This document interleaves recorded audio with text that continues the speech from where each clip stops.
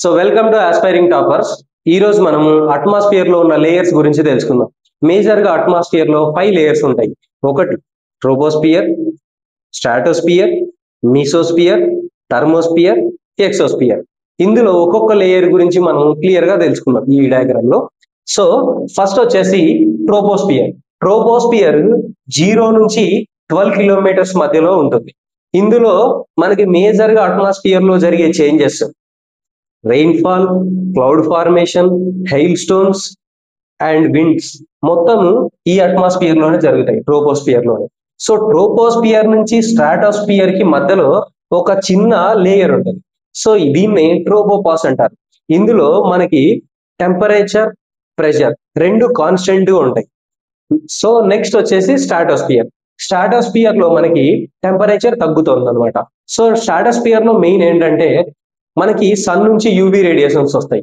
ఇవి భూమి మీద పడకుండా ఒక లేయర్ మనల్ని ప్రొటెక్ట్ చేస్తుంది, అదే ozone layer. So ozone layer మనకి స్ట్రాటోస్ఫియర్ లోనే ఉంటుంది. స్ట్రాటోస్ఫియర్ లోనే ఇంకో ఇంపార్టెంట్ పాయింట్ ఏంటంటే ఫ్లైట్స్ మెయిన్ గా ఈ స్ట్రాటోస్ఫియర్ లోనే ట్రావెల్ చేస్తాయి.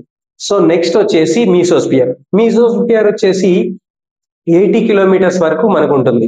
మీసోస్ఫియర్ లో మెయిన్ గా ఏం జరుగుతుందంటే మనకి మిటియోర్స్ ఫ్రమ్ ఎక్సోస్ఫియర్ నుంచి మిటియోర్స్ ఎర్త్ ఎన్విరాన్మెంట్ లోకి ఎంటర్ అయినప్పుడు ఈ మీసోస్ఫియర్ లోకి వస్తానే బర్న్ అయిపోతాయి అనమాట. సో మీసోస్ఫియర్ లో అది జరుగుతుంది. So next థర్మోస్ఫియర్. థర్మోస్ఫియర్ కి మీసోస్ఫియర్ కి మధ్యలో ఒక లేయర్ ఉంటుంది. సో దీన్నే మీసోపాస్. మీసోపాస్ అనేది మనకి ఎర్త్ ఉన్న అట్మాస్ఫియరిక్ లేయర్స్ అన్నిటిలోకి ద కోల్డెస్ట్ టెంపరేచర్ ఈ మీసోపాస్ దగ్గరే ఉంటుంది అనమాట. సో థర్మోస్ఫియర్ లో వచ్చేసి మనకి ఇంటర్నేషనల్ స్పేస్ స్టేషన్స్, శాటిలైట్స్ ఇవన్నీ ఈ థర్మోస్ఫియర్ లో ఉంటాయి అనమాట. సో దీని తర్వాత నెక్స్ట్ ఎక్సోస్ఫియర్.